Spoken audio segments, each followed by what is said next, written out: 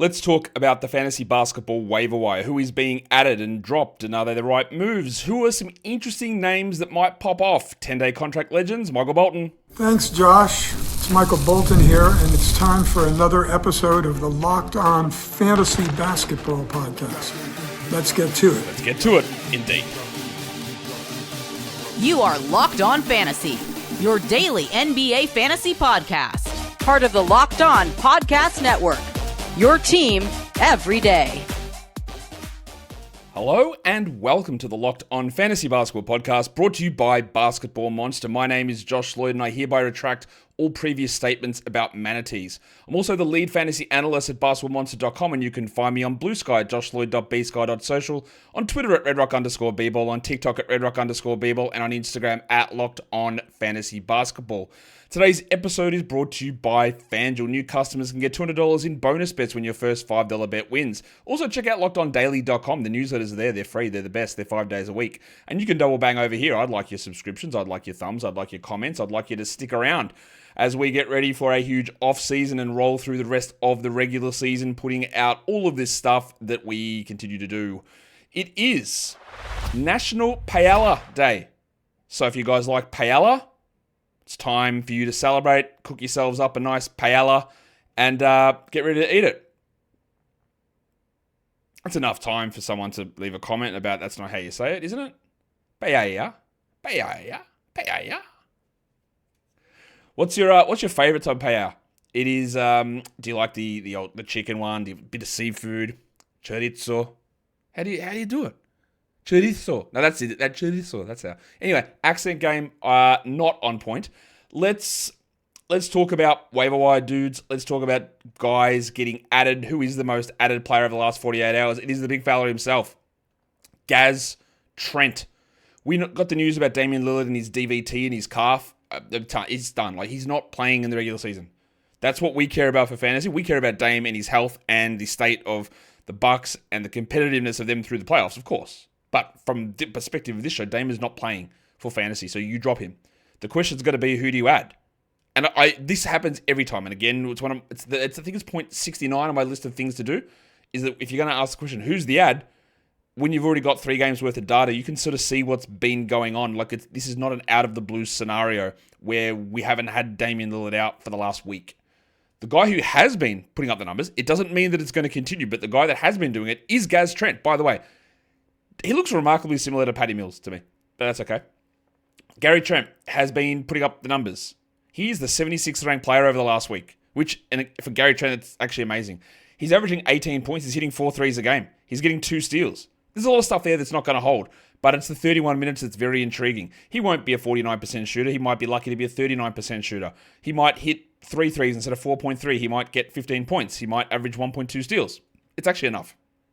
The Bucks, though, have a very good schedule basically all the way through. They've got really high level of quality games. I don't know that he will continue to do this. It's very possible that he doesn't. Especially with Giannis out, we'll see exactly which way they go and how that changes things. But Trent at the moment is probably who I'd prioritize over the other 2 guys, Ryan Rollins and Kevin Porter Jr. We'll talk about those guys a little bit later on. But Trent at the moment is being added. He's up to 67% rostered on Basketball Monster. He's 21 on Yahoo. So the time to sort of grab is now. Understand, though, this is an incredibly volatile player. A guy whose production does live and die by whether the threes go in. But one of the things with him in the past has been he'll play 30 minutes and he'll play 19 minutes because he'll have a shit game and he'll have a good game. Now, their ability to play him the lower minutes is lessened. So he's going to have to play more, increasing your floor value, which helps. So, again, I am probably the least Gary Trent person ever. I've had for years and years when people were telling me, yeah, he's a 4th round player. And I said, he's actually nowhere near that. And getting arguments about whether he's a must-roster guy, now is the time I think that we grab him and we just see where it goes. The other most added players, number 2 there is Cameron Payne. Again, we talk about process a lot, rightfully so, I think. And with Juice McBride and Jalen Brunson out and a back-to-back, adding Cameron Payne was the move that made sense. He was dreadful yesterday. I would like to hold and see what happens today and see, like, you already got him. And we'll go from there. And then after that, it's a drop. No problem. Scottie Pippen. It's been what a roller coaster from him. He was starting out the season playing huge minutes, and then Morant came back and he disappeared and he went to 3rd string. And then he came back and he started playing 20 minutes. He was back to 13 minutes. And now he's getting 28 minutes a night. He's back ahead of Luke Kennard. Morant remains out. But even when Ja plays, he's playing 25 minutes. So yeah, that's a long way of saying, yeah, let's do it. Let's do this with Scotty until it falls off again. It's really good numbers. Bub Carrington, one of the more added players. I find it really hard to trust Bub Carrington. Not because his role is insecure, because out of all the Wizards guys, it's probably one of the most secure. He gets 30 minutes a night, which honestly, it's a little bit of an indictment. The Wizards say, hey, we want to lose every game, but Bub, you're actually not going to change that fact, so can you play 30? Champagny, you're going to get benched. Vukcevic, you're going to get benched. Bub, you're just not actually doing anything to make us win, so we'll just play you 30. That's not great for his actual on-court impact. Overall, his fantasy production is mid. But I don't mind the ad. We're trying to find guys who have usage upside, minutes floors, minutes upsides, assists and scoring ability, which is the harder things to find off the wire. So I don't mind it. I'm not fully in on it, but I don't mind it. Ryan Dunn's been added there. Usually you want to get the steals and blocks, and his season's been a bit weird. He started out the year, he wasn't playing a huge amount, but just no steals or blocks ever. And he was just taking a bunch of threes, which is nothing like who he was. And then it changed back to sort of who he was. The three-point shot disappeared again. He started getting the defensive stats similar to college, and now, like in last game, no defensive stats. I still think we rely upon him for the defensive numbers, but the role, while Beal is out, he's going to get good minutes. And I actually think when Beal comes back, the role won't be outrageous because it won't be outrageously bad because Tyus Jones is trash. Grayson Allen's doing nothing. Royce O'Neal's doing nothing. Colin Gillespie's not going to be an impediment, I don't think. And Beal will play his minutes, but I think Dunn is, at least for now, we'll see. And I think there's a small chance he can hold. The last name there is Davion Mitchell.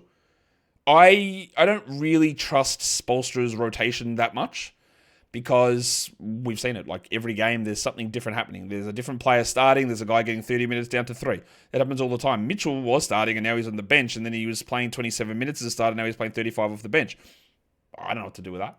Well, I sort of do know. At the moment, if you want assists and steals, this is one of the better players.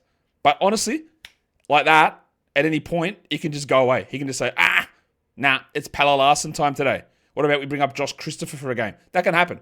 But for now, I think Davion is a worthy guy to take a look at. The most added players on Yahoo over the last, it's a bit less than 24 hours actually. I believe they reset it at 12 Pacific, and so it's about 10 hours or so. I think that's about the right time. Doesn't matter. Anyway, the most added player is DeAndre Jordan. The last 2 games for Jordan have been great. That's a tough one. The question will be asked, is he a must-add player if Jokic is out? And I say, sort of. Jokic has been out 5 games. Jordan played 0 minutes in 3 of those. And then he played 30 plus in 2 of them. So, yeah, they've lent into Jordan at the moment. Was it matchup-based? Was it a philosophy-based change? What if Jokic just returns and Jordan goes back to literally playing 0 minutes? Which I would say is a pretty decent chance. Jokic is questionable for the game today, so Jordan might do nothing. So adding him today, I'm not sure that's the right move. I would have, sure, after the last time and when he was doubtful, you go and add him. But these numbers are from, today.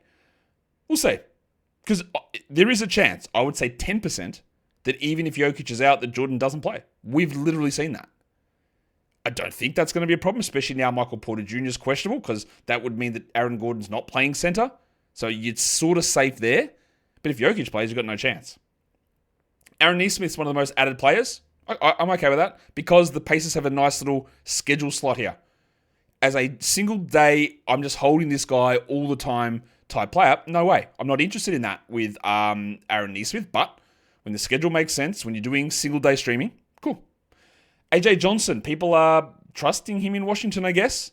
He can be inefficient, but he has had some assist games. He's had some 30-minute games. He's had some steals. Much like Bub Carrington, I'm not sure he's good enough to influence the result of a game. It's incredibly risky though. He might be terrible. There's nothing wrong with this move. They do have a back-to-back coming up at some point as well. I think it's Wednesday, Thursday. Anyway, they've got a back-to-back coming up. And I'm he is risky. He is risky. And we've highlighted him on the show before last week. I think he was on the waiver wire show. It is risky though. Kevin Porter Jr., the 4th most added player. Like I said, people are believing that he will be the guy with Lillard out. The evidence suggests so far that he is not. He has not started any of the games. It's been Ryan Rollins. And like I said, we've got the evidence of what happened with Lillard out. Sometimes, though, NBA coaches, not looking at you in particular, Glenn Rivers, but NBA coaches do stuff that defies logic. Glenn might sit there and go, oh, now Dame's out for a long time. Maybe we go to a lineup that I actually want versus the one that I was doing anyway, which again makes no sense. You should have just played the one you wanted anyway. But whatever, NBA coaches and their lineup decisions are often crazy. So it is possible, I guess, that Kevin Porter comes in and starts over Ryan Rollins. It's possible that he plays 28 minutes like he did in the second game without Dame. Or it's possible that he plays 20 minutes, or 22 minutes, or 30 minutes, or 17 minutes. He does have a far better ability to generate overall stats than Gary Trent and than Ryan Rollins. But he will hurt both of your percentages. If you care about turnovers, he's going to get a lot of those. I don't mind an ad of Kevin Porter, but it is very, very far from secure. And it is possible that he could do more damage than positive, and that the minutes just don't sit where you want them to. The next guy we're going to talk about is Justin Edwards, who has been playing a lot. That wasn't the case about a week or so ago, even with players out, but there's been a change in philosophy from the self-branded hat legend Nick Nurse. Over the last week, he's playing 36 minutes a night, averaging 21 points a game. That's obviously ridiculously good. He's the 65th ranked player in category leagues. He's averaging 33 fantasy points. All these numbers are very strong. He's rostered in a lot of different spots. You can go and grab him. At any point, though, this can turn ugly. The free throws, not very strong. The 47 from the field, okay, but that could fall off. What is really helping here? And you look at some of these numbers and you can see the value, right? The 21 points is fantastic. 3.5 threes is fantastic. I would also be like, yeah, I'm not sure about that. There's no rebounds, there's no assists, and he's getting a steal and a block. I'm not certain of the sustainability of a lot of this stuff. Can he shoot that well to hit that many threes? I'm not sure. Will the minutes stay? They probably can. They probably can. He's probably a guy we want to add here, Edwards. But it is also possible, and we have seen this before, it is also possible that he starts to play too well in certain matchups and they say, I don't think so, my guy. Let's try Alex Reese instead. That's possible. But he is a interesting ad who is on a nice run. Just don't feel that you need to commit to these players. The last name there is not a name that I thought I'd really be talking about. It's D'Angelo Russell. I guess people did drop him because he'd missed the last couple of games, but he's back.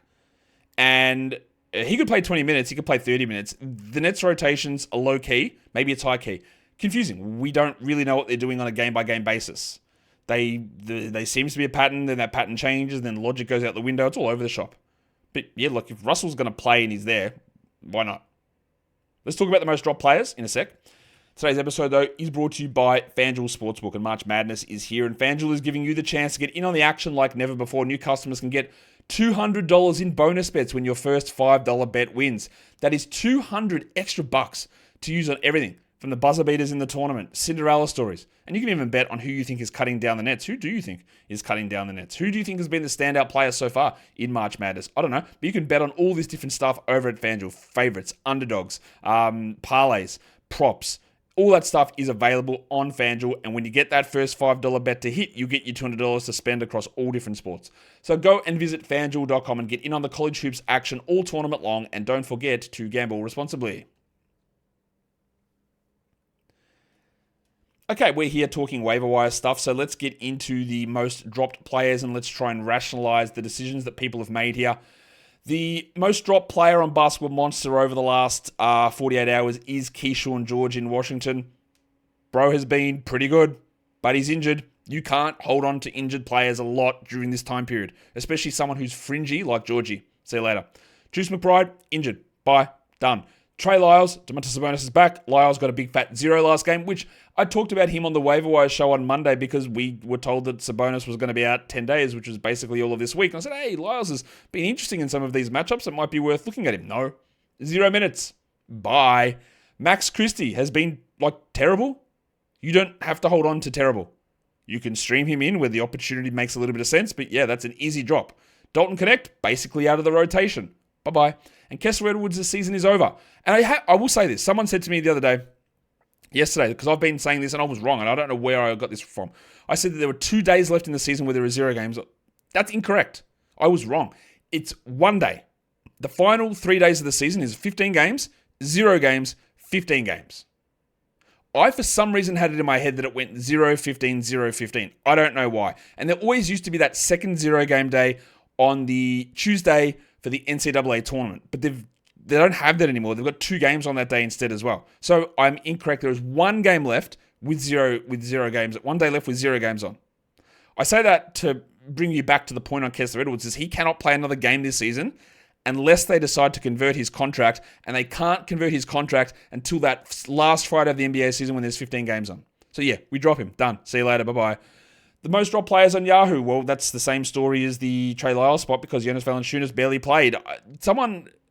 There is still like a level of delusion on this guy that I don't really understand. Someone asked me yesterday, hey man, what's going on with these minutes? Should we be holding? Like, absolutely not. Why would you hold him? As soon as he was traded to Sacramento, it was an immediate drop. Like, an immediate drop. Sabonis got injured, we grab him. Sabonis is back, an immediate drop. People are holding on to the most mid-center of all time who plays 12 minutes a night. Now, I know he's the most dropped player here, but like, I don't get it. Why is he strangle-holding you guys? Move on. Jeremy Sohan, one of the biggest rug pulls we've seen in recent memories. We're going nowhere. We're tanking. Let's start our prospect at center. Let's pay him 70 minutes a night. Psych, 14. Done. Buy, drop, get out of here. Damian Lillard, people are dropping him. It's sad to see, but it has to be done.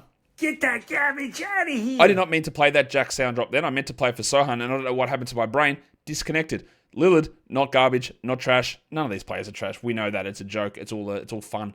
But yeah, you drop Lillard. See you later. I don't really get why people dropped Kai Jones apart from this reason. There are 2 games left for Jones this week. There are 5 days left in the week. Has he been dominating? Not really. Has he been really solid? Yeah. Has he been better than, say, Jackson Hayes, Nick Richards, Yves Missi? Yeah, I would say he has been. I would have actually tried to hold on to Kai Jones. I would be very doubtful that he is one of my worst 2 or 3 players at this point. He could be. But I was a little surprised to see his name there. I'm not surprised to see people reacting to Karis LeVert's bad game yesterday. And you know what? I'm with you. Drop him. He is inconsistent. He is injured a lot. There's no point holding outside of single streaming. And then people drop Santi Aldama. That one, I wouldn't have done. Yeah, he was very bad yesterday. And I will say this. There is probably no player in the NBA that I continue to be more wrong about than Santi Aldama. I can't. This last season, I got him. I was bang on 100% correct with him. This season, can't do it. I'll tell you though, he's not very good. And then he has a run where he shoots 50% from the field and has 8 assists a game. And I go, okay. And then I say, right, I guess we're in. And then he plays 22 minutes and shoots 10%. And then they go, I knew it. And then he comes back and he's good again. And now he's starting and now he plays 23 minutes. I don't get it. I can't figure him out. Just whatever my opinion is on Santi, it's just probably going to be wrong. But in saying that, I would hold him. So take that for whatever you want, I guess. Very hard for me to figure out exactly where things go with him. Let's talk about the hotties, who has been playing very well over the last week. And this man at the top of the list is a really interesting study here. It's Pig Williams, Jalen Williams, Vietnamese legend Jalen Williams, tall Jalen Williams, because he's the 37th ranked player over the last week. And you'll say, what? Yeah, fair enough. You should say what? The numbers that he's been putting up have been remarkably good. Williams is, like I said, the 37th ranked player. He's averaging 35 fantasy points. He's rostered in just 12% of leagues and it's only 17 usage. So what is happening? Well, 13.5 points with almost 10 boards and 5 assists. Defensive stats, he doesn't really mess with those, but he's shooting an incredible 64 from the field and 78 from the line. He's also playing 24 minutes a night. Basically everything here is fake. Now, he has been an improved passer this season. He's had, I think, 2 triple-doubles, but it requires multiple players being out. Chet was out one of the games. Then you had Jalen Williams and Aaron Wiggins and Case and Wallace, I think, being out. You need 2 to 3 rotation players being out. And I would say you probably need 25 minutes a night for Jalen to be even remotely useful. And even then, that level of efficiency combo, 64 and 77, is not a realistic number to keep up, nor is him hitting 3 threes a game, or even averaging 5 assists in 24 minutes. So while this is very good, and it's easy to look at ranks and go, well, look how good he's been, we try to look past that. We try to project forward, and we look at what Williams did, Jalen Williams, Oklahoma City, tall Jalen Williams, and go, that's very, very good, but like, what happens in the next one? What if the Bronco does play? What if Wallace is there? What if Wiggins is there? How does he even play 25 minutes? The 240 game does not allow it. Now, they could just sit here and rest guys every single game rest of the season. They could do that easily. That's how good they are. They're 60 and 12. 60 and 12. They can still win 70 games. I mean, they won't, but they're 60 and 12. So they could easily just do this. We have him on the radar. Slow start to the season through injury. I think he had multiple hamstring problems. And we have him on the radar and we think about it and we go, oh, what are we going to do here? And then we deploy him at the right time, but it's very, very far from a must sort of scenario. With some more guys to talk about on this list of the hot players over the last week. There's some names that really do stand out. And the second one here is Marcus Sasser, who is the 42nd ranked player over the last week. Now, he has only played 2 games. The last game, we talked about it yesterday. He shot the absolute lights out. It was ridiculous. But it's very clear at the moment what happened. Cade Cunningham was out. He shot 75% yesterday.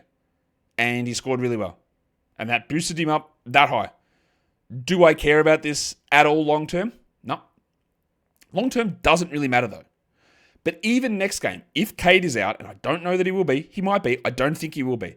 But even if Cade is out, I would still think that I would prefer Schroeder over Sasser. Sasser is one of those players who pops at times. And he's almost, not always, and it's weird to say this, but he is, that I've noticed over the course of his 2 seasons, that he's one of the largest one of the largest examples of highlight reel bias. You still have these games. People will talk about him. And then he'll shoot 20% from 3 games and then get 0 assists and then go out of the rotation and no one mentions it. In Summer League in one game, I think he went 0 of 10 in one half and then he shot 7 of 8 in the second half and people were talking him up like he was the best player on the court when he was literally unplayable as the only NBA rostered player in a game for the first half. But when you have his good moments, they become unbelievably good. He is like a full spike guy. And he spiked last game. So even if Cade is out again, I would not put any faith in Marcus Sasser to be useful. I would still go with Schroeder over him. Maybe Sasser's figured it out. But I'll tell you what he isn't. He hasn't figured it out to be a 70% shooter. Because nobody is. And it was a really good shooting night. And it led to more minutes. And it gave him more production. And it's something that happened, but won't happen moving forward. Kevin Huerter's the 57th ranked player. He's had some very good games. We know that Trey Jones is out. That's going to solidify him as a starter. I know last game for him wasn't very good, but you can see how good the other games were to still have him 57th. I actually, as much as I don't really think Kevin Huerter's a good NBA player or a strong fantasy player, when the minutes are there and Lonzo's out, he claims he wants to come back, sick, it doesn't really matter. Huerter is the guy that we use here. Like, we do roster him. Jeff Doughton's the 61st ranked player. Very hard to trust that. The reason it's very hard to trust that, I'm sure you're all aware why it is that he just can't play every game. He's on a 2-way deal. Now, they can convert him if they want. They are not in the spot that Dallas is, but that's not how they're using that roster spot. They've got those 2 open roster spots, and they're churning 10 days. They're just seeing what's going to go on with those spots. So, Doughton's got 3 games left. Could he play 3 games and he takes one of the spots? Maybe. They're not going to the playoffs, though. They don't need to convert him for that. I think he'll play the 3 games. They'll say, good for you, my guy, and then we'll see from there. So, yeah, while he's been good, we don't even know that he's going to start in the games that he plays. Kelly Olynyk, 66th ranked player. That's an easy ad, except it's not. And the reason it's not is they played 2 games in the next 7 nights, and that is useless. That is just... Kelly Olynyk has been very good. It does require players being out, like Zion missed the last game, and Bruce Brown missed the last game, and Jordan Hawkins got injured, and CJ McCollum was out. But they play Friday. They play Sunday. So the 2 games in 7 nights is going to be dependent as well. Does your league end on Sunday? Because if it does, the 2 games in 7 nights, not that important. In the end, it turns into 2 games in 5 nights. But if your league goes through the week after, having a Olynyk on your roster and then they don't play till Wednesday after that, that's really rough. And it's not worth it. The last name there is Keon Ellis. This is the most open and shut case of all time. A starter is out, a guard, you use Keon Ellis. They return, you drop Keon Ellis. He was great in the last game, and no matter what Sacramento fans or media or whoever it is want to tell you about, or they need to start him, they're going to start him, they're just not going to. They're not going to bench DeMar DeRozan. They're not going to bench Zach LaVine. Maybe they do bench Malik Monk. I don't think so. I just don't think any of that stuff is going to happen. Should it? Different story. Maybe it should. Should Malik Monk come off the bench? Maybe should DeRozan come off the bench? Almost definitely. But it doesn't mean they're going to do it. If we get an inkling that that will happen, then yeah, if we get 30 minutes of Keon Ellis, we're in. But how many times has it happened? 7 times this season? This is the time they're going to start, and how many times? For now, roll with it. Afterwards, do not. Got 6 other names I want to go through with you. And we're going to hit, this is a very Milwaukee Bucks-centric show because obviously the big news is the absence of Damian Lillard. So let's talk about the other guy, Ryan Rollins, who has started the last 3 games without Dame. Do you think there's a way that he can steal some value here to get us some numbers? Don't think so. He's playing 25 minutes a night. He's 154th in category leagues. He's averaging 20 fantasy points. He's a very low usage player. You'll see, nobody is adding this man. 1% rostered on Yahoo, 2% on Basketball Monster. 6 points a game is horrendous. 1-3. The part where it gets marginally interesting. Now, we know he is a master of theft, right? He is going to get steals. 1.3 steals in 25 minutes, pretty good number. 3.7 assists, not bad. And there's also hope to look at this line and go, yeah, you might be bad, but I don't think that you're going to remain a 28% shooter, which is what he has been. But do I want to look at that and say, yeah, I'm in? I told you that the Bucks have got these really good schedule in terms of the amount of quality games coming up, so that's a W. But this is not a priority to me. I would actually probably add Porter over Rollins, even though I wouldn't do it as a must in 12s. There is a chance that Rollins has a role here and gets 6 assists and 2 steals, hits a couple of threes, has a period of shooting 48 from the field, gets 12 points, 7 assists, 2 steals. And you love that. That's Davion Mitchell, right? But it's not happening. I'm not sure it will happen. There's too much cloudiness regarding him and Porter in the role. So I just wanted to highlight the numbers and show you how bad it's been, where there's room for improvement, what he excels at. But the minutes are just, we can't trust it, man. It's going to be tough. And one of those ones where you just don't know. And there's such a large delta between good and bad. You don't want to bank on that in your lineup unless you're desperate and you're going for home. The next thing I want to talk about is Kyle Filipowski. I've talked about him a lot on this show, since basically from before the season, about there is a good fantasy profile here. And we talked about adding him many times. But I'm done. The reason I'm done is that there's too much unpredictability. 29 minutes or 20? Or what about 17? What if Lowry's fake illness gets better and he plays for 3 games? What if we go with KJ Martin instead? Or can Kessler plays? Filipowski. If Filipowski was playing center every game rest of the season as a starter, 100% must roster. But he's not. And we just can't hold waiting for something to develop. It's pointless at this stage, I think, to be holding on to him. I want to talk Trended Watford because Day'Ron Sharpe is out of today's game for a knee issue. I don't know that it's serious. Maybe Claxton sits games moving forward. But even in the game where Claxton and Sharpe were both playing, this man played 28 minutes. Now, he wasn't very good in that game, but he has been good in the past. And he's not rostered anywhere really, Trended Watford. I don't mind an ad of him when the schedule makes sense, especially in like a 14-teamer, but he has to be on our radar. He has to be on our radar because he was getting 28 minutes anyway when the centers were there. He was playing over Noah Clowney. And he does have an ability to rack up numbers. He can be inefficient. That is a problem. But he's here. Let's talk about Mr. Black, because Anthony Black has been terrible all season. He's had many opportunities. Jalen Suggs has been done for weeks, months. Cole Anthony's been injured. Black has been in the rotation all year. But now, something has clicked. I don't think there's any guarantee that continues to click. He's still only 8% rostered. He's the 77th ranked player over the last week, Anthony Black. He's averaging 30 fantasy points. 14, 5, and 4 with 1.5 threes and 1.3 blocks as a point guard. I will throw this to you.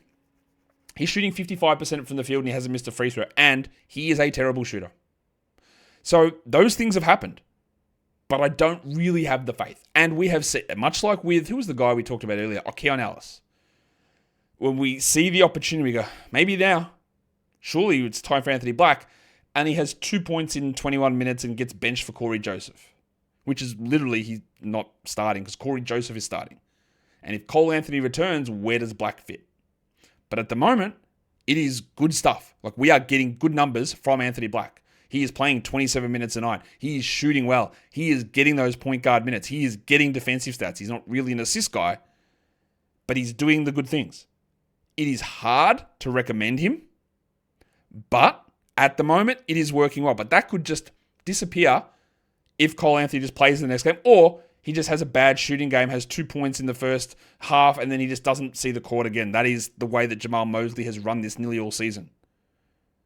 So just, again, it looks good. I probably need to see 10 games in a row before I feel very confident of it, but you can't wait that long. So if you want to take a crack at it, do it. Look at where the schedule plays. They've got a pretty okay area here, the Magic. But otherwise, it is hard to trust. The last two names on my list, you'll say, what are you talking about, Josh? And the reason that I've got these two names here is because they are important. Sort of. Cole Swider. You may have heard of Cole Swider. He played for the Lakers at one point. I believe he went to the Heat on a 10-day or a 2-way at some point this season. But now he's in Toronto. Why is that important? Well, he is the guy that they replaced Colin Castleton with. So Castleton is done. Colin Castleton is done. So that run of Colin Castleton is over. Now, Swider's like a 3-4 hybrid, a shooter. But Castleton being done means more Mobo and more Orlando Robinson at the center position when Poeltl doesn't play. But we know that they are going to have situations where Barrett, quickly, maybe Barnes, Dick, Abaji, Poeltl, all these guys will sit games. And there will be times where, look, they are giving minutes to AJ Lawson or they've given minutes to Jamison Battle. And they gave 20-plus minutes to Colin Castleton. Swider will get chances. So his name is there twofold. To tell you that Colin Castleton is done, and to tell you that Swider is now a name in the mix who could get 20 minutes at any point. We have seen Jared Rhoden. We have seen AJ Lawson. We have seen Colin Castleton. We have seen Orlando Robinson. All these guys have had moments as 12-team options. Swider's the next one. Maybe. The last name there is another one exactly the same. Philip Wheeler, not the former NFL linebacker. No. This is Philip Wheeler, who is signed in Philadelphia. And you know how he got signed in Philadelphia? He took Chuma Okeke's spot. So Chuma Okeke is done. Chuma Okeke was playing 35 minutes a night. Chuma Okeke was starting. Chuma Okeke is done. So Philip Wheeler now goes to Philadelphia. And he probably stays there the rest of the season. 2 10-day contracts, done, over. Doughton's got 3 games left. Jared Butler could be in and out. Maxi's not playing. Oubre's not playing. Lowry's not playing. Everyone else is out for the season that we know of. Wheeler's a guard. So just like Adem Bona with Okeke out gets a boost there as well. And I haven't mentioned Adem Bona on the show. I will now. Adem Bona's probably worth adding. Like Drummond's not coming back. Adem Bona's worth adding. This is the Philadelphia section.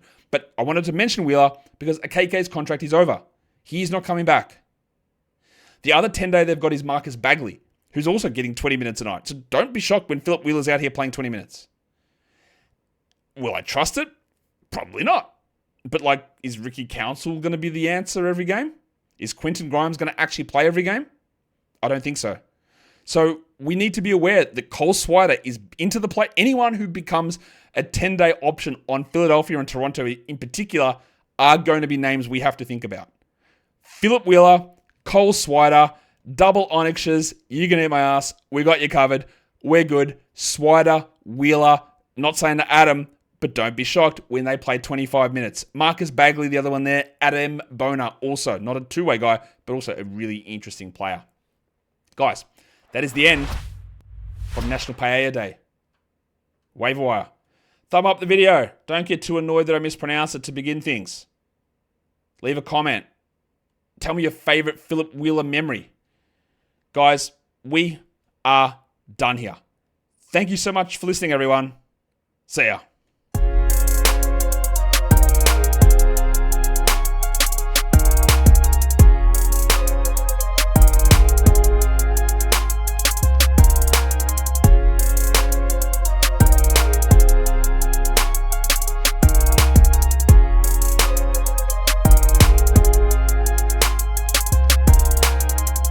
Let Philip Wheeler become your Lester Hudson.